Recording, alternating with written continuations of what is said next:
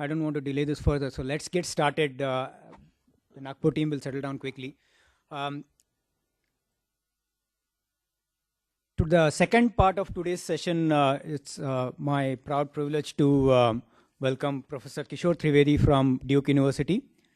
Professor Trivedi holds the Hudson Chair in the Department of Electrical and Computer Engineering at the Duke University, North Carolina. He has been a faculty at Duke since 1975 and primarily has been focusing in the area, his research in the areas of reliability, availability, fault tolerance, and other related areas.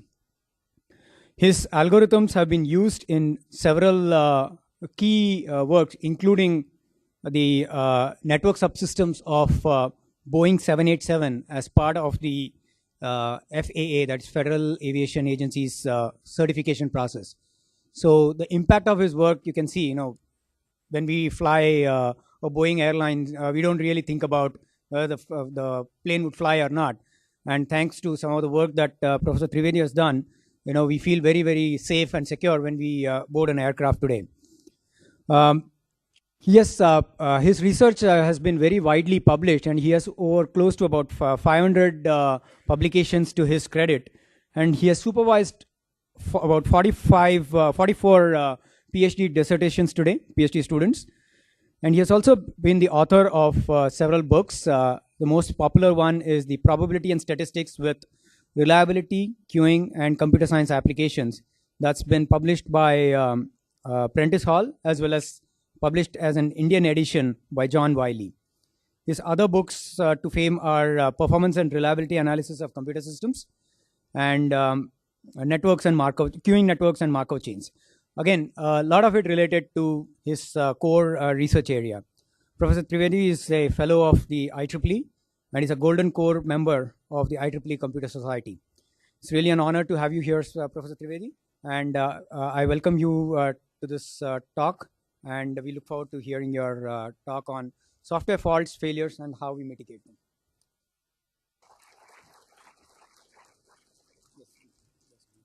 them. Nutan Varshabhinandan.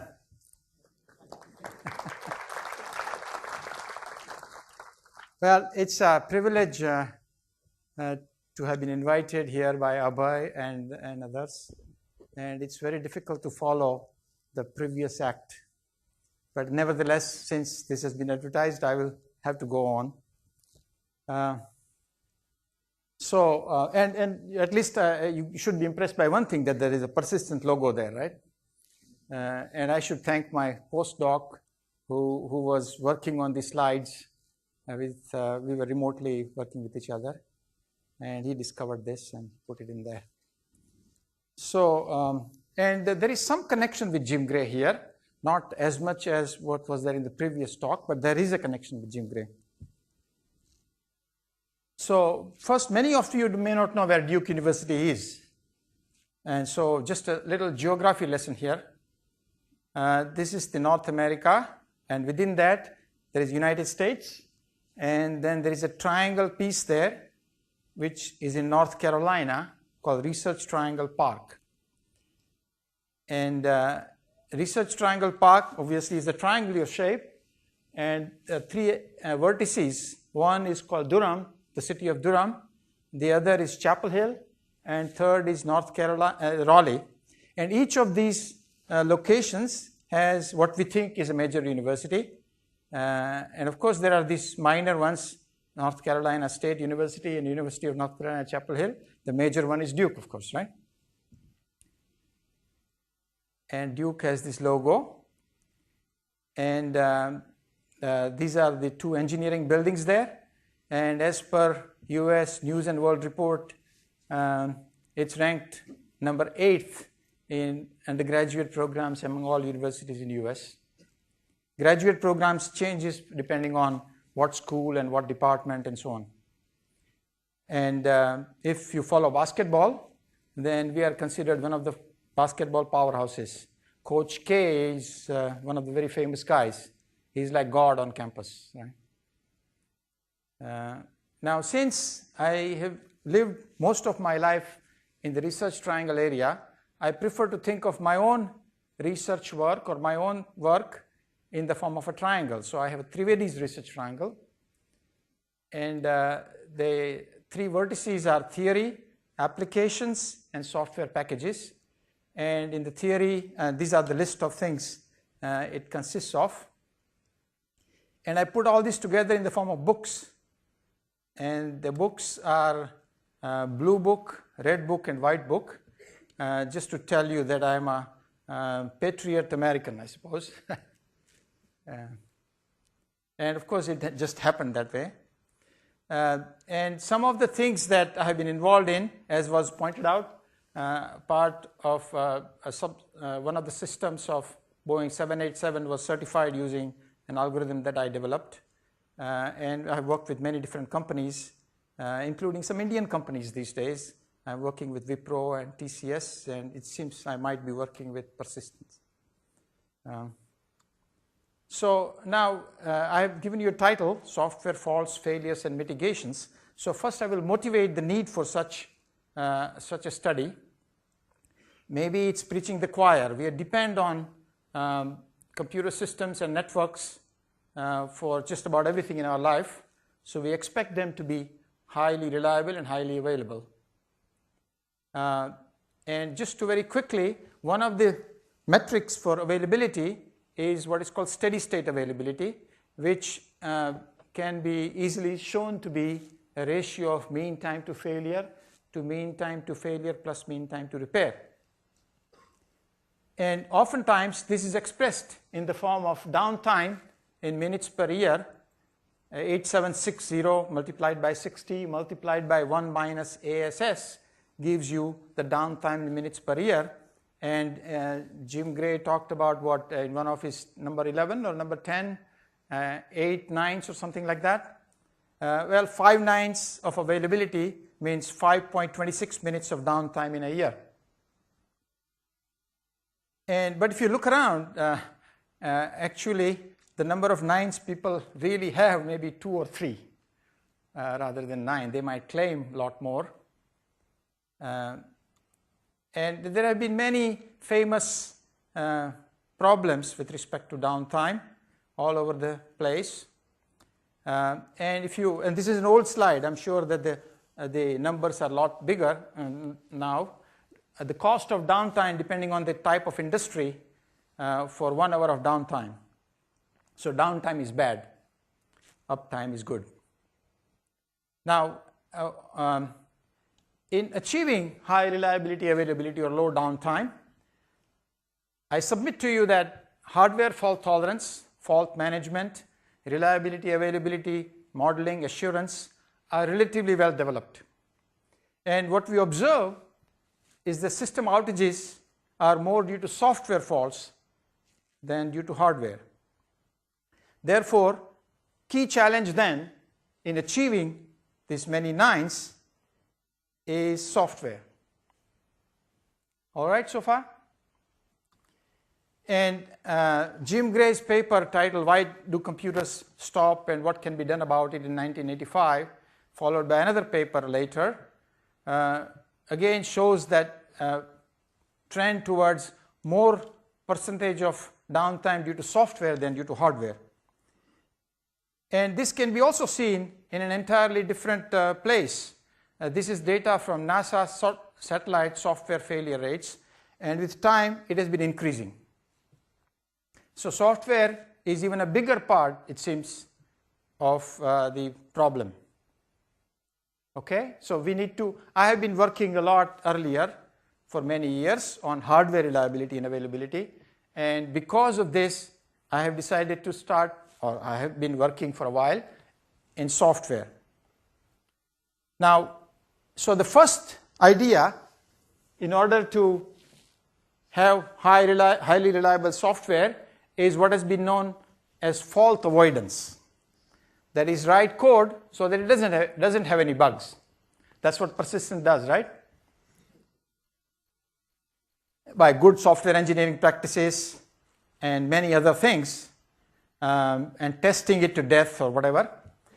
But in spite of all these things, the software does have many bugs. And yet we have this requirement of failure-free operation to produce this so many 9s. So the next idea that has been around for quite a while is software fault tolerance. But now, if you compare software fault tolerance with hardware fault tolerance, there is a difference. In hardware, we tend to use identical copies of the same server or same hardware to back each other up. If one fails, the other one takes over. But if the same idea is implemented in software, people immediately say, no, that won't work. If one piece of software has a bug and it is going to produce a failure, the second piece will do exactly the same. So the notion of what is called design diversity came along in the 70s, where the same specification is given to 2 different teams or 3 different teams, and either they are told or it is hoped that they will use different development systems, different languages, different algorithms, different test systems, so that if on a certain set of inputs one version fails, the other version very likely won't fail, and this gave rise to what is called n-version programming and recovery block. But I got news for you. Not many people use this. It's very, very expensive, and unless and until we are in the life-critical domain or somewhere like that, or in the military where money is no problem or whatever, this doesn't get used. And yet, we have these stringent requirements of failure-free operation. So what we need to have is affordable software fault tolerance. Software fault tolerance of the type of design diversity can be considered not affordable. So now I want to switch gears and show you a real system that I have worked with at IBM and show you what is really happening in practice with respect to software fault tolerance. And then we'll come back to theorize as to why does this work. So real system that I'm going to present to you is a high availability SIP application server configuration implemented on IBM WebSphere by IBM maybe around 2006, 2007. And they wanted to sell this system to a telco giant in US. And IBM engineers were arguing with a lot of force that this architecture has many features that will achieve the level of reliability and availability that the telco needed. But they were presenting this in the form of arguments rather than any quantified measure. And telco was not happy with that. And then I was brought in as a person who would actually put some quantities around these things. But I'm not going to get into that right now. Main point is that I was given this architecture. This picture is all I was given. And what do I observe from this picture? These are 2-blade chassis, and each chassis has 4 blades. And there are, other than the operating system, which is Linux, there are 2 pieces of software, SIP proxy and application server, WebSphere application server. There are 2 copies of SIP proxy and 12 copies of the application server. All right? Now, on the next page, I am further elaborating on this. So, 2-blade center chassis with 4 blades each. 1 chassis would have been enough from the performance perspective, but 2 chassis are used for the fault tolerance aspect. Software configuration wise, 2 SIP proxy copies are used, although 1 would have been enough for performance. 12 copies of application server are used, 6 would have been enough from performance perspective. And furthermore, a VAS instance in one chassis is paired with another VAS instance in another chassis as a replication domain. So system has both hardware redundancy and software redundancy. Notice though that software redundancy is not design diversity. So software fault tolerance ideas used in this real system is that identical copies of SIP proxy are used as backing up each other. identical copies of app server are used as backups. So type of software redundancy is not design diversity, which is what you find in textbooks and papers all over the place, but replication of identical software copies. A normal recovery procedure, I found out by asking them, was restart either the proxy or the app server, whichever has failed. If that doesn't work, reboot the node or fail over to the replica, which is its hot spare on the other chassis. Only when all else fails, then software repair is invoked. Everybody see the current situation? And now I take you to media gateway server at Avaya, and again what we see is restart, reboot of different kinds is what is used to deal with failures of software. So the retry, restart, reboot, we have known that it works in dealing with hardware transient faults, but now we are seeing it that they are being used in the context of failures caused by software bugs. Now why does this work? Because we have always known or felt that if two identical copies of software are there, they have the same bugs. So on a certain set of inputs, one fails, and then you restart. I should have one particular copy of software, it fails on a certain set of inputs, I restart and I expect it to work on the same set of inputs. That's what this suggests. Similarly, failover, by the way, there is a little cartoon here. Whenever something goes wrong, I just push this little button and restart. I wish my whole life was like that. Now, similarly, failover to an identical software replica, they have exactly the same set of bugs. One guy fails, the other guy is expected to work. So why does it help? And so what are your thoughts? You want me to, I should stop for a minute. No, I can hear him. I can. That's everybody else. Yeah, so basically when we restart the server or reboot the server, the state gets reset. And the failure, is very likely that the failure has something to do with the state in which the application server was in. No, but if I start in the same state? Okay, I don't have that answer. Okay. So I'll give you my theory, right, of why this works. But what I'm telling you is that this is already being used in practice in many, many, many situations. So I'm providing a theory as to why this works. So 20 years ago, this would have been considered crazy. They will throw you out, right? But today it's being used. Okay, so I will bring up the software fault classification, which has something to do with Jim Gray, to explain this phenomena. And there are many papers, but this particular paper is in IEEE Computer Magazine, no equation.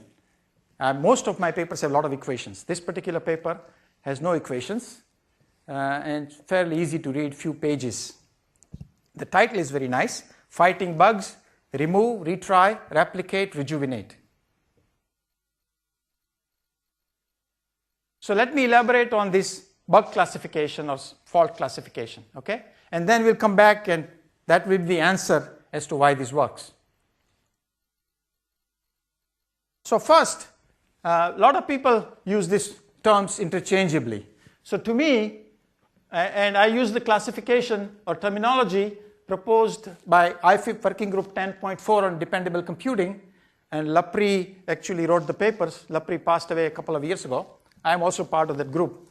But so they try to standardize terminology, and so failure is seen at the interface by the user, and fault is the cause, and fault may give rise to an error or many errors. Errors are something wrong bits somewhere in the system, and that may propagate into a system failure. So fault is the cause, failure is the effect. Okay? So bug in a piece of software is the fault. And that may be exercised, produce error, and it may eventually lead to system failure. Okay? And this is actually recursive. Failure of a subsystem becomes fault at the higher level and so on. But I'm not getting to that right now. Okay, so my position is that software fault tolerance approach based on retry, restart, reboot, or failover to an identical software replica, but not a diverse version, works because of a significant number of software failures are caused by what we are going to call Mendel bugs, as opposed to the traditional model of software, which has been with us all along, is now being called Bohr bug. So what are these Bohr bugs and Mendel bugs is the rest of the story, right? And similarly, quite frequently now, people are observing, and I will come back to this phenomena, of software aging, where degraded performance and or increased failure rate occurs as time progresses in the system. So software appears to age, just like hardware, where hardware really ages. So both these phenomena are connected with this new type of bug called Mendel bug. Okay, so this is where Jim Gray comes up. The notion of Bohr bug and Heisenberg first appeared in print, as far as I know, in the paper by Jim Gray in 1985. And so Bohr bug, like the Bohr atom model, he said, are solid, easily detected by standard techniques, and hence boring actually. More interesting bugs, production software bugs, he called them soft at first, soft bugs. And the program state is reinitialized and the failed operation is retried. He's talking about program state, but I can also talk about environmental state. Okay, the operation will not fail the second time. The assertion that most production bugs are soft, and he called them Heisenbugs, I believe erroneously, that go away when you look at them. And this he claimed in 1985 is well known to system programmers. Now it turns out that Jim Gray worked with somebody called Bruce Lindsay, who actually originally came up with the term Heisenbug, and he actually had identified the bugs that when you try to detect them, they go away. And it turns out that Heisenbugs is a subset, perhaps small subset of Mendel bugs. So what Jim Gray meant by Heisenbug was really Mendel bug, and Heisenbug is really something that runs away when you try to find, and that is really the reason for naming it is the uncertainty principle, where that is what happens, right? So Heisenbug is a fault that stops causing a failure or that manifests differently when one attempts to probe or isolate it. The good part is the picture, you know. When you try to look at it, it goes away, all right? And Bohr bug, on the other hand, is very nice, nicely defined situation. And the Mendel bug is like this, that the activation is complex from fault to failure, and there can be many different types of complexities. Some people call them concurrency bugs. There are all kinds of synchronizations, interrupts, things are happening in a complex system.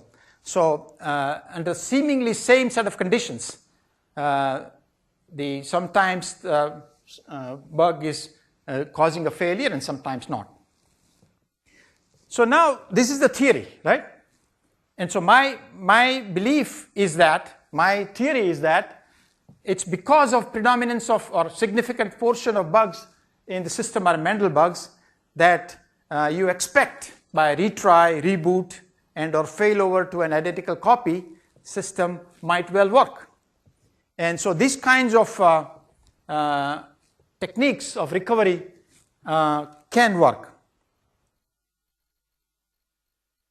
And there is a paper, in fact, with Rajesh Mansharamani. Rajesh is our common link that actually got a Best Paper Award at that conference on Mendel bugs in IT systems. And a subset of Mendel bugs are called aging-related bugs. And of course, bug causing memory leaks is an example. But again, the best part is the pictures. And these pictures came from another postdoc a few years ago, Michael Grotke. So far, so good? Any questions?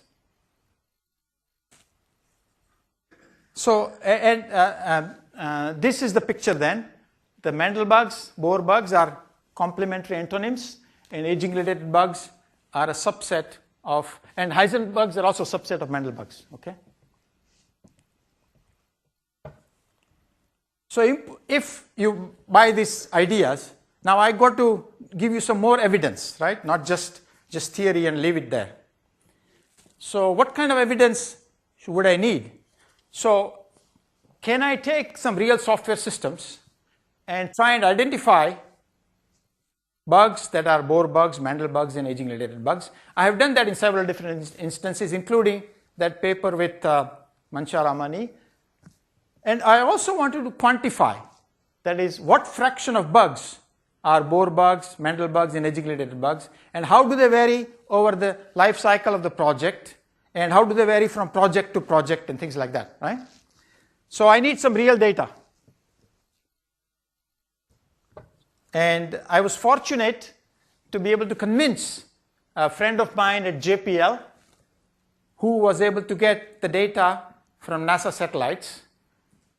We were able to analyze the problem reports that were produced on the satellite, from which we could analyze the failures caused by bugs in the onboard software. There are two types of software, onboard software and ground software.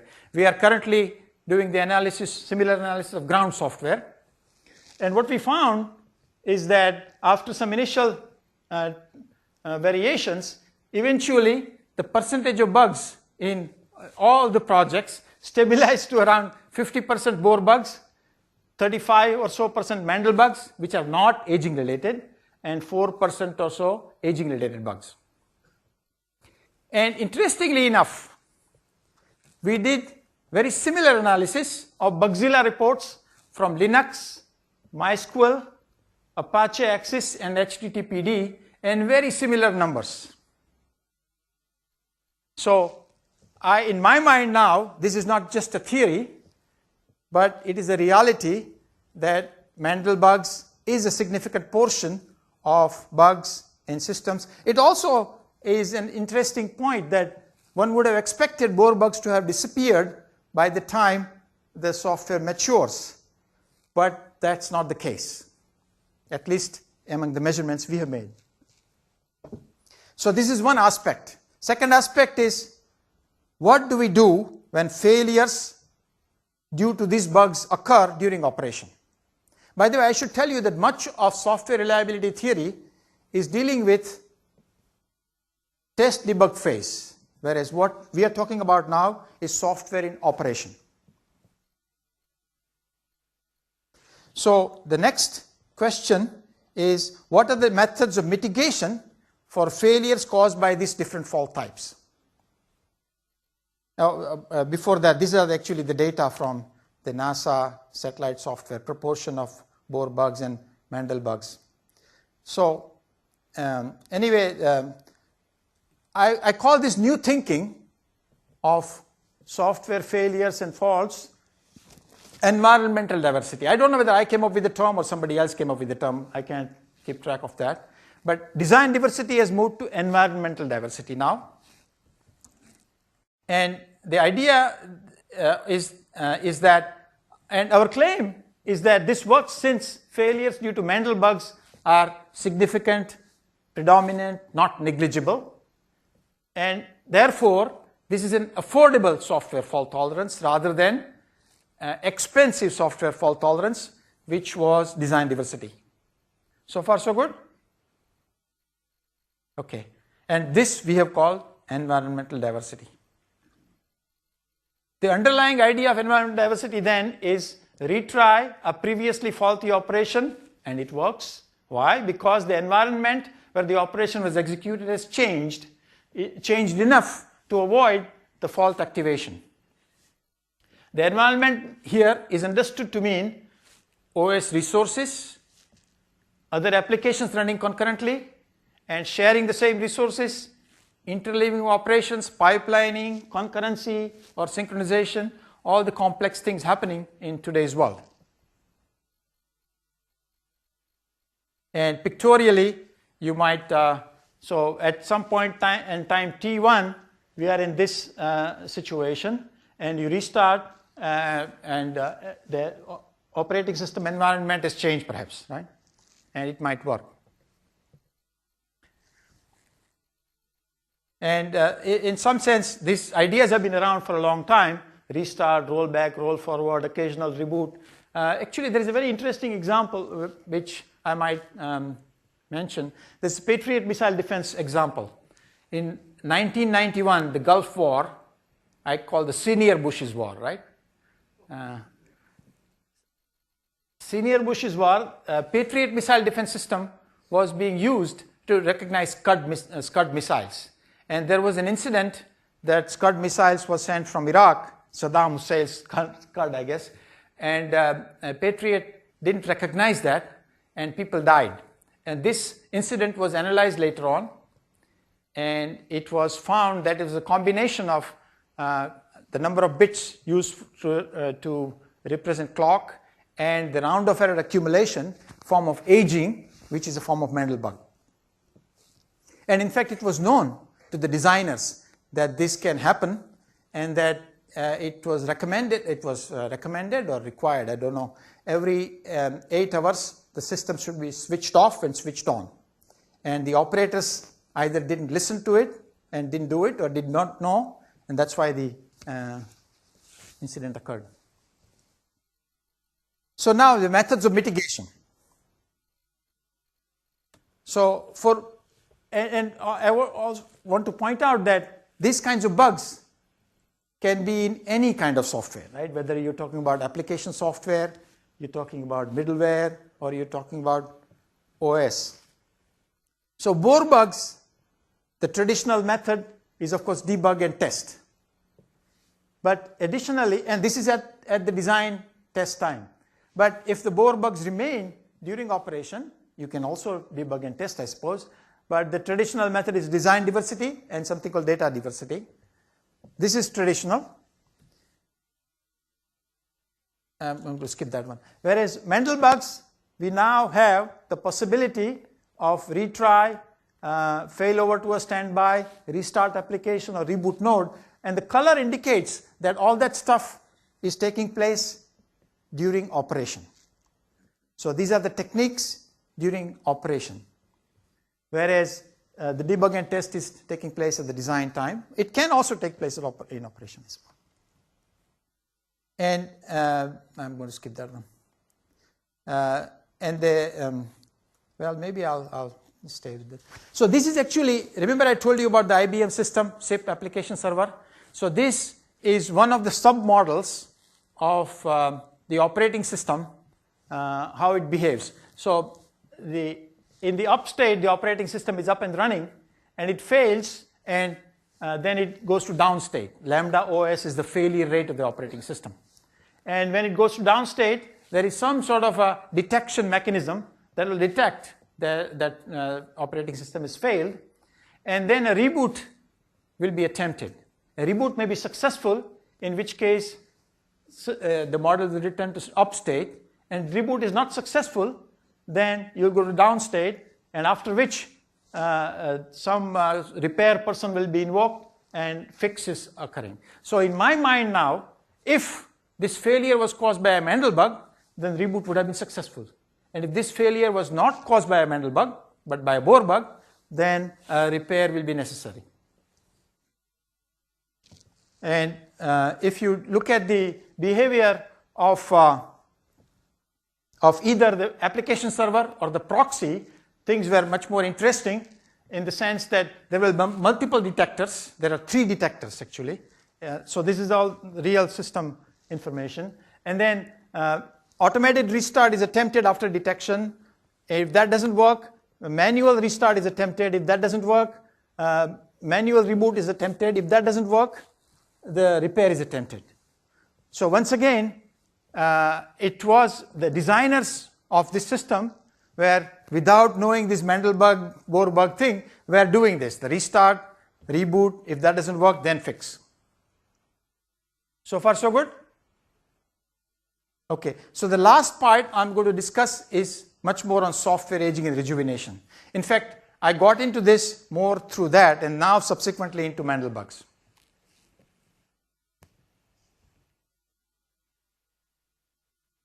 So for aging related bugs, we can use replication, we can use restart, we can use reboot, but there is an additional R which is rejuvenate. Notice that rejuvenation is not a method indicated there, but rejuvenation is coming up now in software aging. How many of you have heard of software aging and software rejuvenation, if any? Nobody. You have? Okay.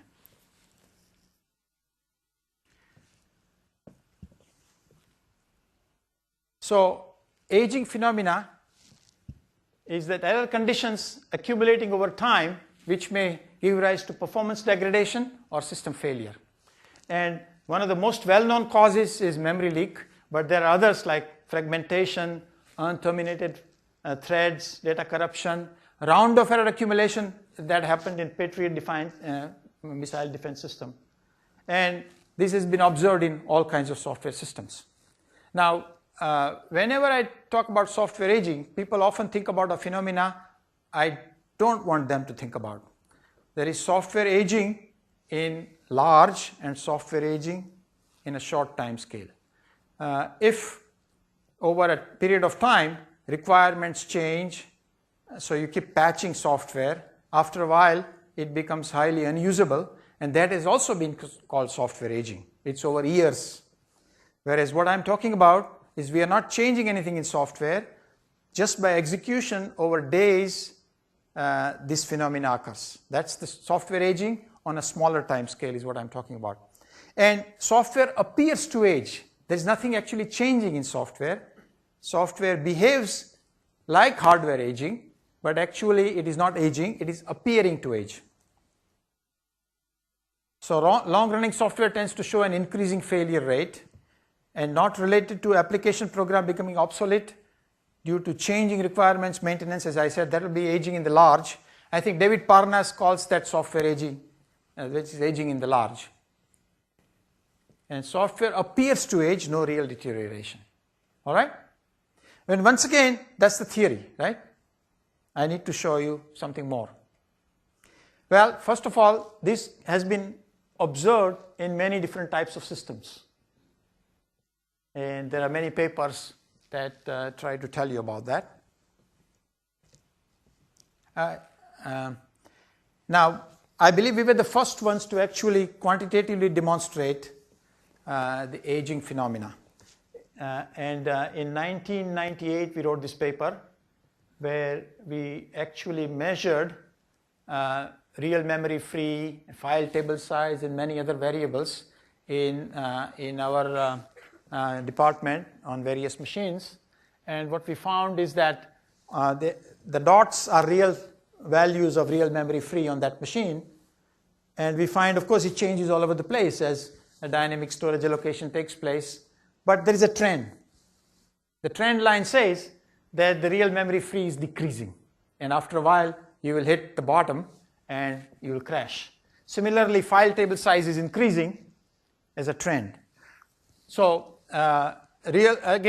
aging phenomena is real. And so if you add in this picture aging related bugs, then in addition to everything else, other methods of mitigation, we also have rejuvenation as a mitigation. So what is rejuvenation? I told you what is software aging. Now what is rejuvenation? Now if you type, you have access to internet, right? If you type software rejuvenation in the Google or whatever, the Bing or whatever your search engine is, you'll get hopefully some of my papers. But you also might get the Ayurvedic massage treatment from southern state of Kerala. Now, I would like to get rejuvenated myself, I suppose. So software rejuvenation, I believe, is a cost-effective solution to improving software reliability by avoiding or postponing unanticipated software failures or crashes. And it allows, and this is a proactive recovery method rather than reactive recovery method or preventive maintenance method, to be carried out automatically or at the discretion of the user administration. And this is rejuvenation of the environment, not of the software. Nothing is changing in the software. But it has been called software rejuvenation. And if you do this, then it will counteract software aging and frees up operating system resources, removes error accumulation. And the types of things you do may be garbage collection, defragmentation, flushing kernel and file server tables, but in advance of something going wrong. In advance of something going wrong. So that is software rejuvenation is that before system fails or degrades, you take an action. Then there are several issues here. Scheduling. When should you do this? And at what granularity you should do this? All right? Yes? When the system is live and running, right? Yeah. You don't shut it down. Well, so that depends. That depends. There are many different ways of doing this, right?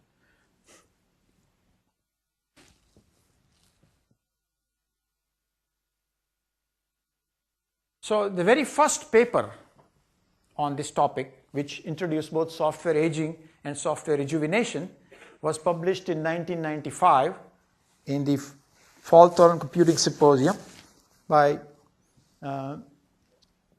Yen and Wang, Chandra Quintala, and a few other people that I don't know. The first two are the main guys.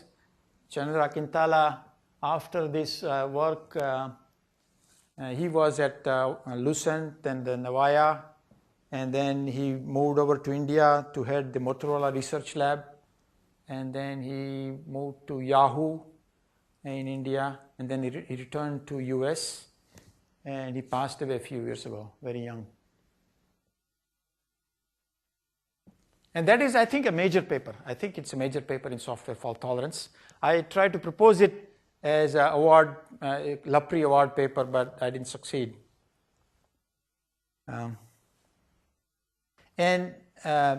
Software rejuvenation has been implemented by them first in AT&T billing system. And then I also already mentioned to you, although they didn't call it software rejuvenation, it was part of the Patriot missile defense system. And it has been implemented in NASA X2000 Advanced Flight System program.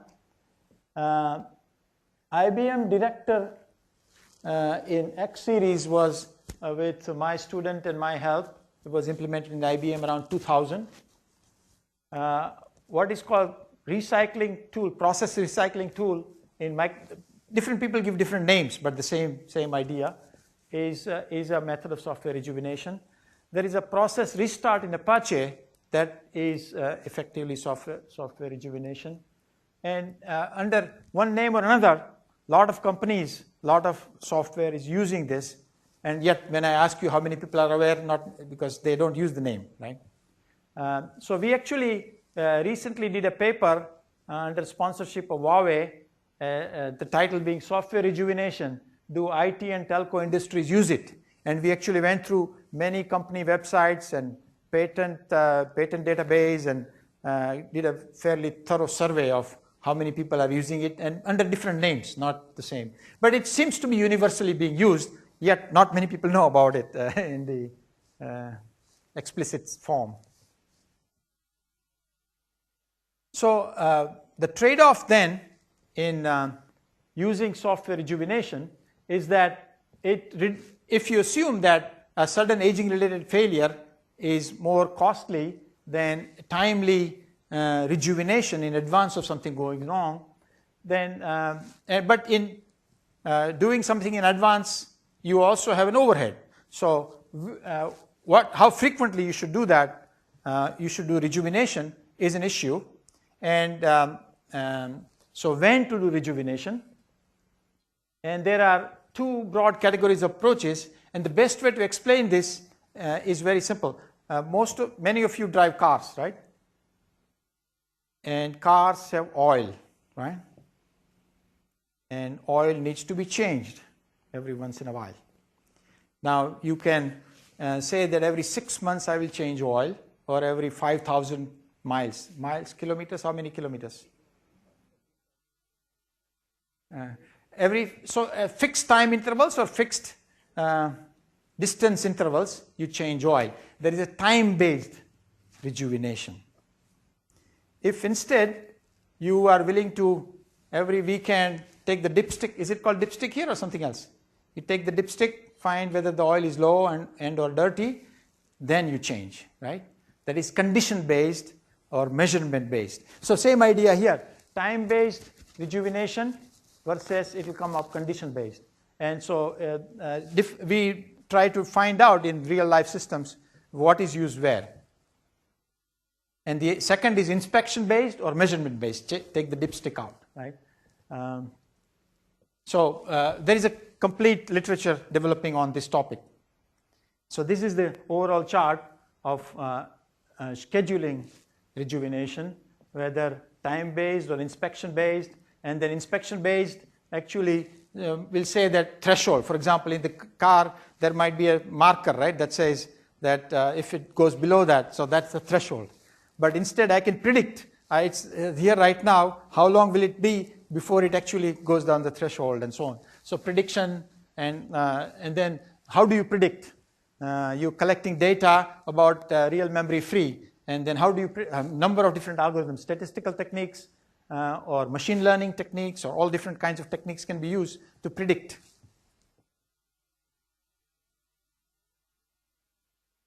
And then how do you determine this optimal interval if you use one of these approaches? And a number of different analytic models have been developed, including by us. And I'm going to skip this. How am I doing on time? Okay, so it's good to skip the, you don't want to see Markov models and semi-Markov models and stuff like that, right? So let me jump to the IBM one. So we have been doing the measurement-based work as well as the models-based work, but our focus and everybody else's focus at that time was on a single box, the question. So I will, if I want to rejuvenate, I will stop the box, restart, reboot or whatever, and then proceed from there, right? Well, IBM at that time noticed this work and they said, we want to also study rejuvenation, but we have a cluster. So we fired off two different things. One is doing a model, analytic model, and secondly, the measurement. Measurement-based thing was done within IBM, whereas models were being done by us. So for this cluster, we developed a model. I'm going to skip a lot of these slides.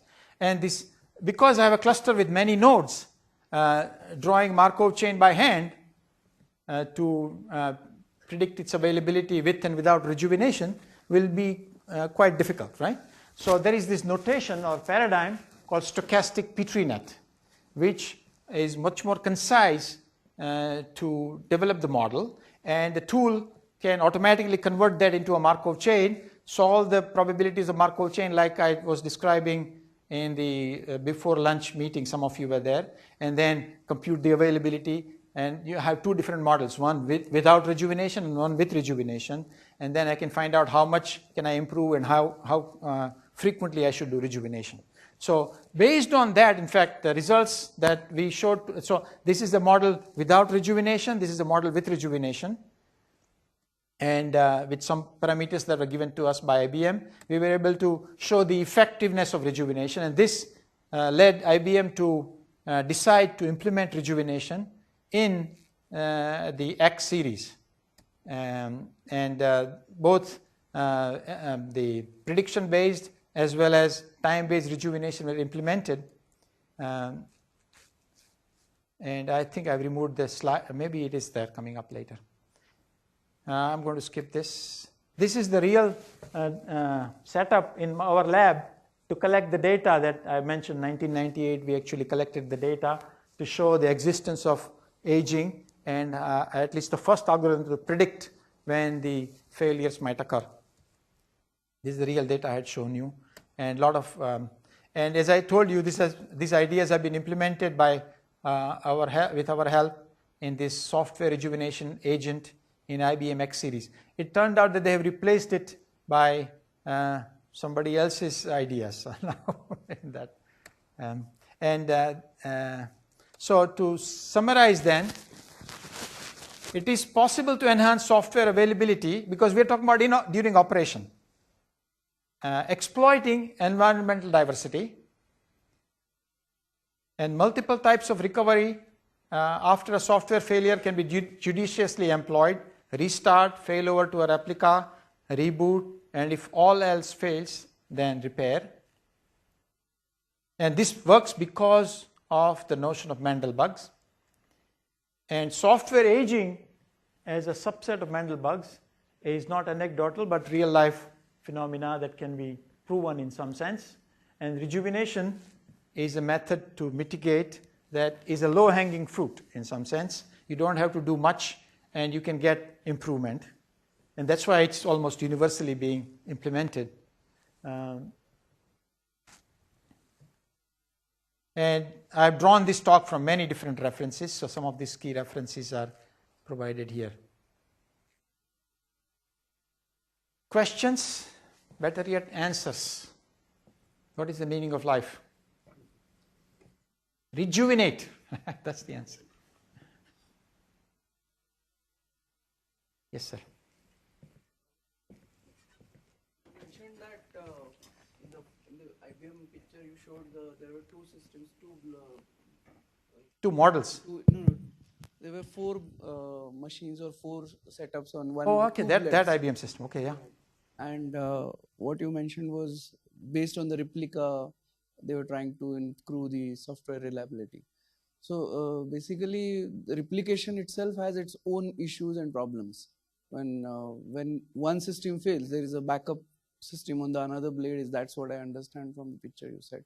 But the replication of the system or creating the exact replica itself has its own issues. What do you mean by creating exact replica? It's the piece of software, app server here and app server there. But the information or the state in which that was running, for example, some transaction is happening and it fails in the middle of it, and then the rest of the transaction goes to the second blade, which is on the backup. See, I'm not the designer of that system. I'm sure details of the design were there, but that was not the thing. So my question is more about Mendel bugs. As you mentioned, 35% are the Mendel bugs types. So if we try to handle with the solution which was presented in your presentation, or especially in that IBM case, then replication itself will introduce some of its bugs, is what I feel. Okay. So in that, let me try this way. And keep standing because I want you to be satisfied. Keep standing. Again, I'm not the designer of this system, but I'm trying to. So the calls are being processed, right?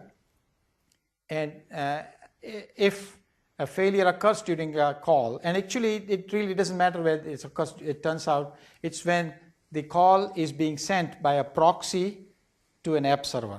If during that fails, so it turns out that if the proxy knows that that particular app server has failed, then it will direct it to another proxy, right? So if detection doesn't, and the call is going to be retried. If during the retry interval detection occurs, then this call will not fail, okay? But if during the retry interval detection doesn't occur, then this call will be assigned to that particular app server that has failed. And it was not known to the proxy that it has failed. So that call will be dropped, yes, but nothing else. So we will actually, there were two parts to the model. One is computing the availability, how many nines, but it turned out that is only minor piece. What they really wanted to know is how many calls will be dropped. Yeah, that's a cliff, physical cliff, I don't know. Actually, the fiscal, joke will come later, okay, I'm sorry. So what was that? Yeah, so the real interest was how many calls after 1 million will be dropped. And it turns out that there are two types of drops. That is, if the call, when the call is in the arrival phase or call in the setup phase, then it will fail.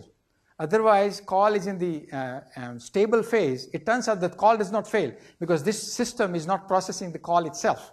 It is processing, setting up the call. So, but the billing for that is failed. So there are two types of measures: DPM, defects per million, which means out of a million calls, how many calls will fail, and RB-DPM, revenue and billing DPM, that out of a million, how many calls will not be billable. Okay, so I think in that system, now every system this may not work, I suppose, but okay. Okay, coming back to this, you know, when they were talking about fiscal cliff, a few years ago I had gone to Israel, and there is this, you know, the word precipice or precipice. There is a place where, you know, in the place that Christ was originally born, the legend has it that he was being hounded by all the rabbis or whatever, and he ran, and then he reaches a place like that, and then he falls and disappears basically and appears somewhere else. That is called precipice or precipice. But fortunately, nothing went wrong with this fiscal cliff. So there's a question from Nagpur. Yes, where is it? I can't see. Yes. Nagpur, you can ask your question. I'm confused. Question is from there? Okay.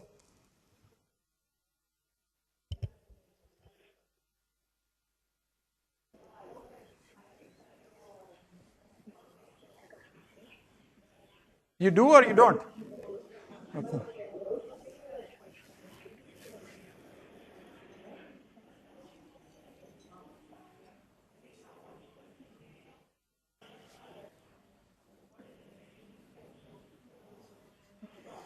Okay. Yeah.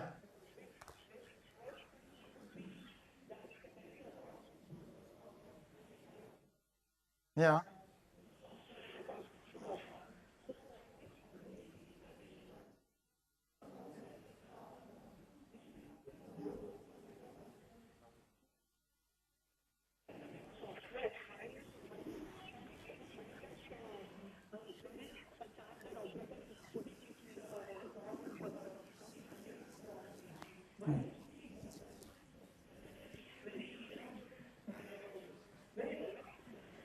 Okay.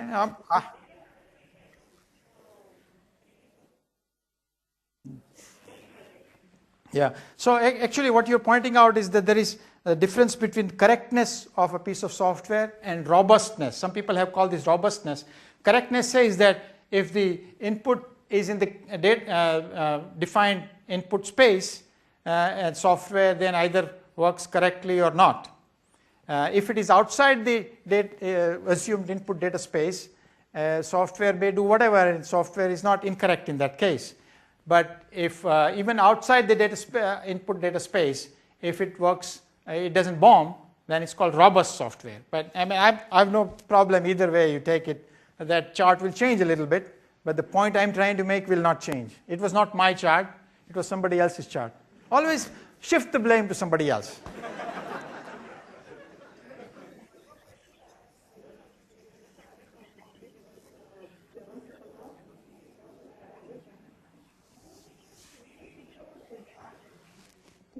Hold on. I can't hear you. Are you thinking of what? SRA. Okay. Yes.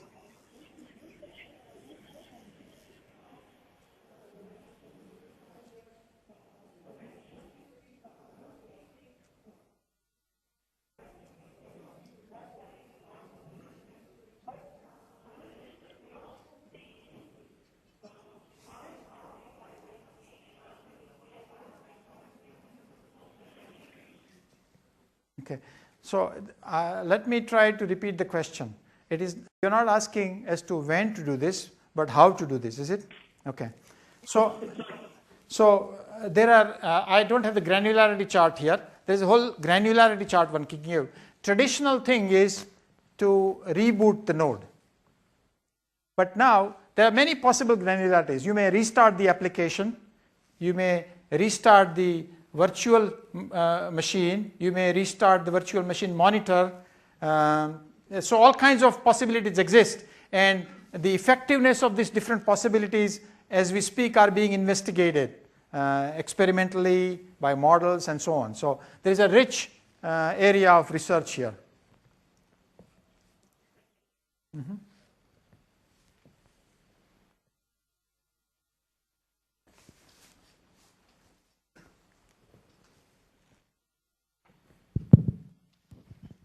Hello, my name is Sneh Kumar, and I just wanted to know whether garbage collection mechanism can be classified into rejuvenation, or it is. So garbage collection is a method of doing a cleanup. Now rejuvenation simply refers to the fact that you do this before something goes wrong.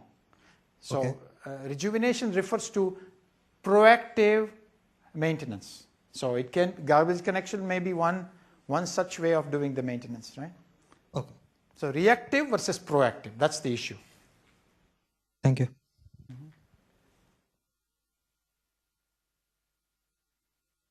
Is there any research happening in actually finding out the techniques to at least ascertain the areas where the Mandelbugs would be? Okay, let me try to. You mean areas in software? Yeah. Now, first of all, that's not my area of work, right? I'm identifying this particular type of thing and how to deal with it how to deal with the failures caused by that. And there are people, and I remember seeing proposals from to NSF as to how to test for these kinds of bugs and so on. But I will be stepping out of my bounds, my Lakshmana Rekha or whatever. So is this rejuvenation is all about reducing the losses due to the failures in the software? So how to keep software availability high in spite of Mandelbugs or bugs being there in the system. Okay. Thank you. And in fact, as I mentioned, our paper in IEEE Computer, a lot of people complain that you are encouraging people to write bad code. Now, if people write good code, I will do something else. Right? But people are writing bad code, and I'm saying, maybe you can do something about it from another perspective.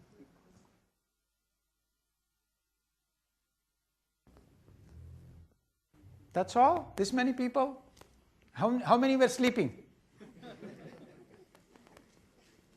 Large number of people, I can't read your eyes and figure out whether you are following or not. Yes.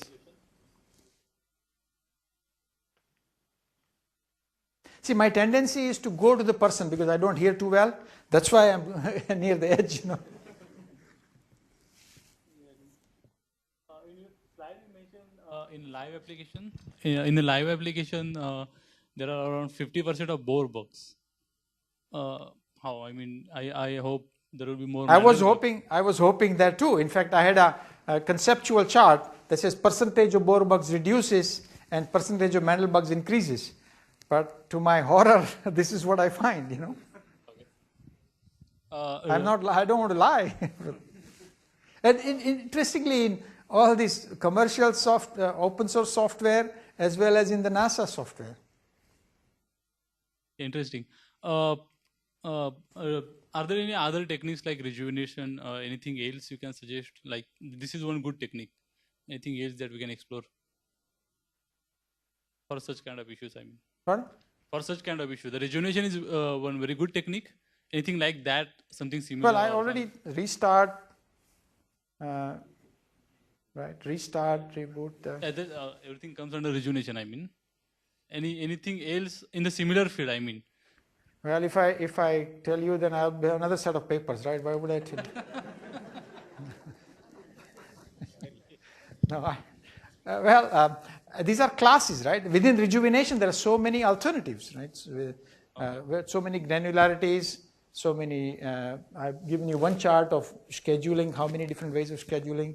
So there's enough variety that I'm not sure what else can be there. Actually, everything can fall under rejuvenation. You can say that. Yeah. Yeah. So one question is, see, when you have Mandelbugs, it is when people actually file these bugs, it is just that they don't understand what the state of the system is. So you cannot say, I'm trying to create a user, for example, is not getting created. I'm Now- not quite following, guys. Can you come closer? No, I'm having a mic, right? So, no, you see, what I'm saying is that when you are filing a bug, okay, like say user is not getting created, for example, and it turns out that it is because some problem with the environment, so it's a Mandel bug. Now, when people file these bugs, they file it independent of each other, and therefore statistical meaning will not really be valid. Like when you say 35% bugs are Mandel bugs, it doesn't really have meaning because they're all observed at different states and filed at different states. By its very nature, you cannot reproduce those bugs very easily. And because it's not reproduced, people will keep filing those bugs. So maybe what you're saying, that it is very difficult to identify from the problem. See, NASA, there's a problem report, right? And each problem report, first you figure out whether this was a failure. And if it was a failure, can you figure out whether it was caused by a Bohr bug or a Mandel bug? Now, of course, there are many difficulties. But what we did is that one JPL person, or NASA person if you want to call that, he was reading these problem reports manually, and one of my postdocs, actually now two of my postdocs are reading this manually, and they tried to then correlate with each other, and only when they agree they were declared. Okay. Now this is not perfect by any means, and I agree with you that there is a lot of work to be done, but my task here is an evangelist. I'm trying to say that this phenomena is there, this idea is there, and you can shoot my papers, but this idea is good, right? And a lot more people should act on it, and perhaps we should come to an agreement as to what these are, how to determine whether this is due to that or this and so on, right? Yeah. And second idea is, see, what happens when we are programming is that like we take care of a lot of different, we try to look at what currently is the state we are in and then proceed with the operation if that state is valid. But in reality, what happens is like, nobody really worries whether we have sufficient memory, for example, before we carry out the operation. As a programming practice, right? So are there some inputs that you could give, so that at the right, rather some kind of standardization of approach so that, when people actually are programming, then they are able to programmatically look at the state. If it is not, determinable, then don't carry out that, or don't take the call, for example, and something like that, No, once again, this is not my capability, right? My capability is, given this piece of software, which is the way it is, I'm trying to deal with it, rather than trying to find and fix and give guidelines for software. That is somebody else's. Actually, Vic Basili and Mark Zelkowicz are also getting interested in these ideas, and perhaps they might be the one who, I don't know yet whether they agree with this classification, but they are looking at same or similar data. My co-worker at JPL is Alan Nikora, and Alan Nikora is the go-between. In fact, I saw Mark Zelkowicz a few months ago at a conference, and I was discussing this with him. So if these true software engineers agree with this and give some, then they might be able to give some guidelines. I'm a modeler, okay? I'm not a software engineer. I'm a very soft modeler. But you are a hub, right? Pardon? You are a hub for this field, so we look to you. Thank you.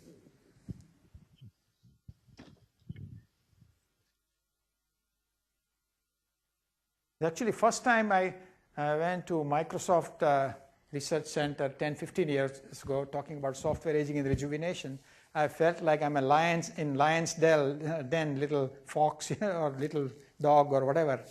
But I survived. There was no such difficulties. Let me invite Anand to offer a small gift to Professor.